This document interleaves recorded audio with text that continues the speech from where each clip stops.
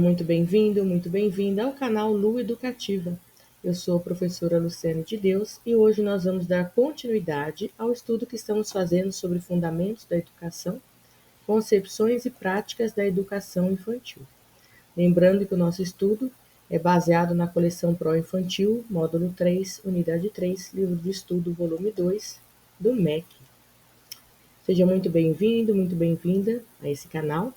Hoje nós vamos falar sobre um dos movimentos pedagógicos mais importantes da história da educação, a Escola Nova, também conhecida como Escola Escolanovista.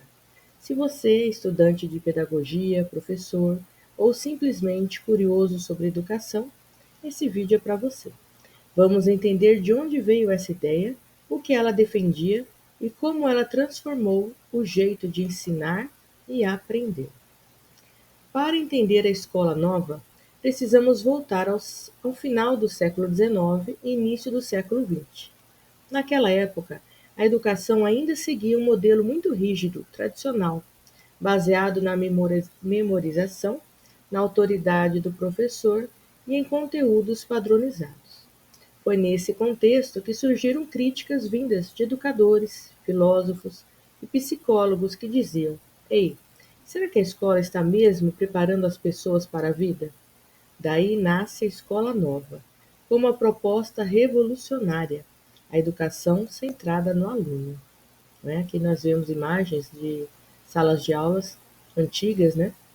Onde o professor usava bastante os métodos tradicionais de ensino, tá bom? Os princípios básicos da Escola Nova, movimento educacional que se desenvolveu em fins do século XIX e início do século XX, eram justamente a valorização das necessidades e interesses da criança e a defesa de seu desenvolvimento natural. O movimento da Escola Nova foi o mais vigoroso movimento de renovação educacional após a criação da escola pública burguesa. Segundo seus ideais, a Escola Nova fundamenta o ato pedagógico na ação da criança, influenciando os sistemas educacionais e a mentalidade dos professores.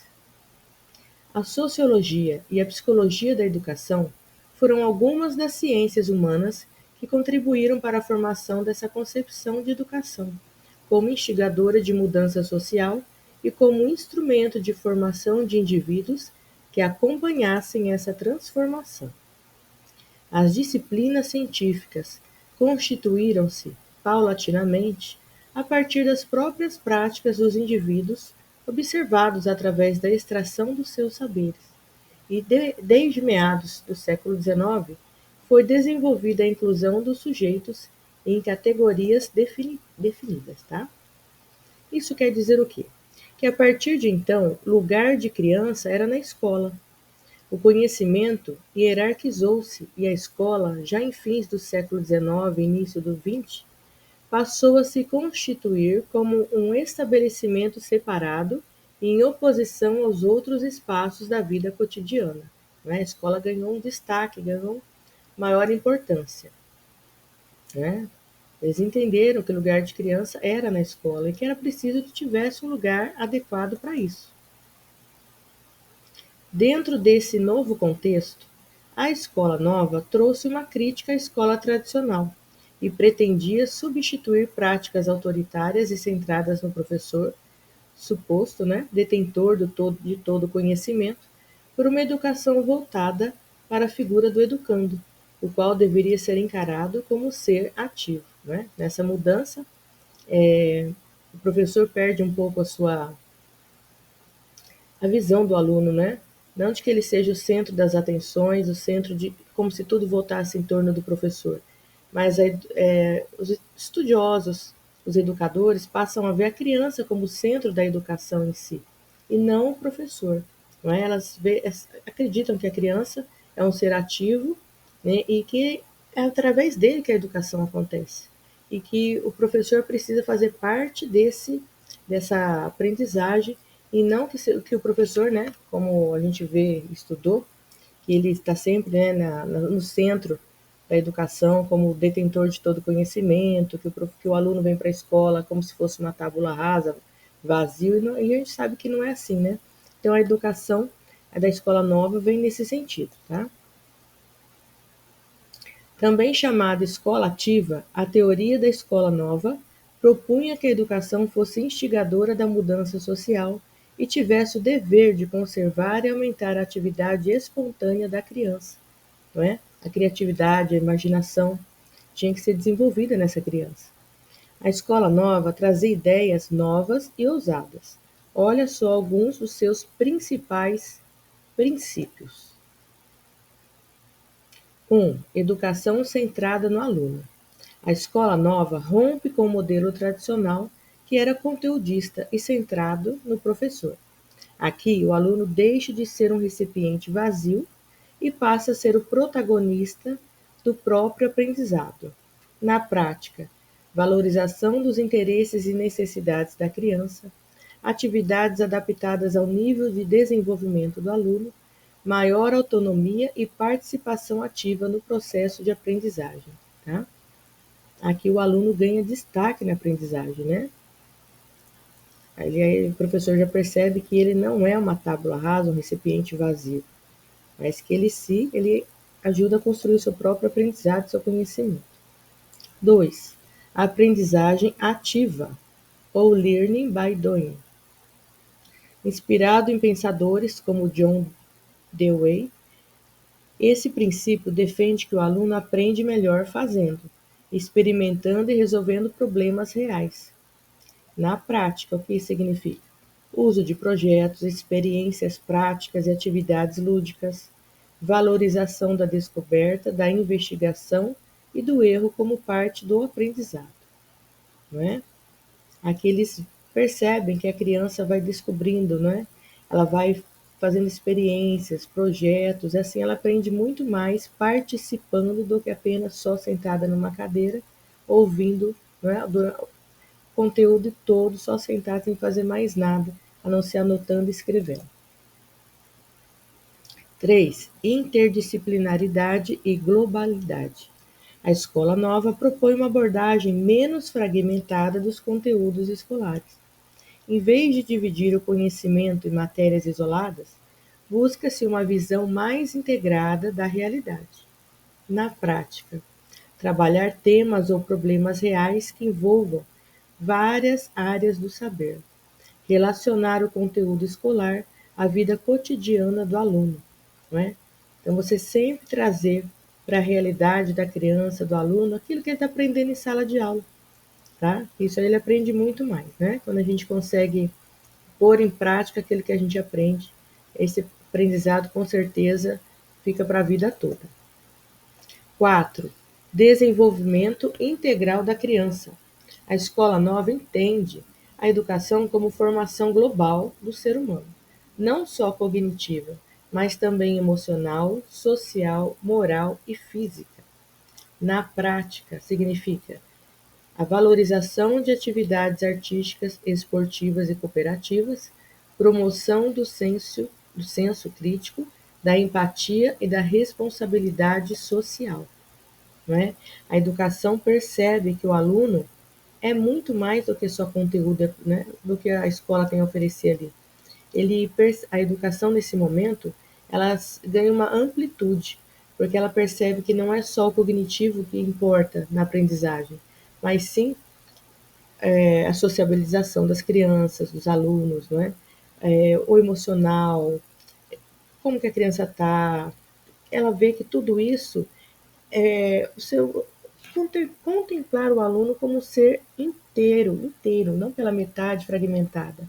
Tudo no aluno precisa estar bem para que a aprendizagem aconteça, né? Ele precisa estar com o seu psicológico legal, precisa estar com uma saúde boa, precisa fazer amigos, precisa ter um bom relacionamento entre professor e alunos, entre os alunos. Tudo isso conta para uma maior aprendizagem, né? Para um aprendizado realmente significativo, tá? Por isso que não é fragmentada, né? Envolve um todo. Tudo no aluno é importante na escola. 5. Liberdade e autonomia. Acreditava-se que a liberdade na aprendizagem era essencial para formar indivíduos críticos, conscientes e democráticos. Na prática, O aluno escolhe, dentro de limites, atividades de acordo com seus interesses. Desenvolvimento da capacidade de tomar decisões, resolver conflitos e cooperar. Dentro da escola nova, o aluno ganha essa disponibilidade, né, de poder ter a sua voz ouvida, né, de ser visto, de ser ouvido, de poder opinar, conversar, né, discordar, e não só concordar com o professor, com o sistema de ensino em si. Ele tem essa consciência que ele pode ser crítico também, né? É um cidadão e ele tem seus próprios pensamentos, seus próprios valores, e ele tem o direito de ser ouvido e de ser respeitado por isso, né? E de opinar, tá? Professor como mediador. O papel do professor deixa de ser o de um transmissor de conhecimento e passa a ser o de facilitador e guia da aprendizagem. O que significa na prática? Criação de ambientes ricos em estímulos, observação atenta ao desenvolvimento de cada aluno, uso do diálogo e da escuta como ferramentas pedagógicas. Né? O professor sai daquele daquela postura, né, de que só ele era o detentor de todo conhecimento, do saber, e se coloca à disposição dos seus alunos, não é? Coloca os temas, né? Ele vai trabalhar, ele sabe trabalhar em sala de aula, fazendo com que os alunos pensem a respeito, que busquem soluções. Então ele age como um intermediador, né? O mediador do conhecimento, na verdade. Então, isso é muito importante na escola nova. 7. Avaliação formativa e qualitativa. A escola nova também questiona as provas tradicionais e defende uma avaliação contínua e descritiva, que acompanhe o processo de aprendizagem do aluno. Na prática, envolve menor foco em notas e exames padronizados, relatórios, portfólios, autoavaliação e observações como formas de avaliar. A escola nova vê que existem várias maneiras do aluno ser avaliado, né? Não somente pela prova em si, mas que ele tem projetos, ele tem portfólios, ele tem relatórios, ele tem uma gama de recursos, de ferramentas pedagógicas que podem auxiliar na hora de dar nota desse aluno, de avaliar esse aluno, tá? Então não precisa ser só o papel, né? Como a gente está acostumado, papel escrito, a provinha, os testes, mas ele pode se fazer uso desses recursos, né, que hoje em dia tem tantas facilidades, né, para ajudar o professor em sala de aula. Em resumo, a escola nova quer formar cidadãos conscientes, participativos e autônomos, preparados não apenas para o mercado de trabalho, mas para viver em sociedade de forma ética, criativa e crítica. A escola nova influenciou profundamente a educação no mundo todo, né?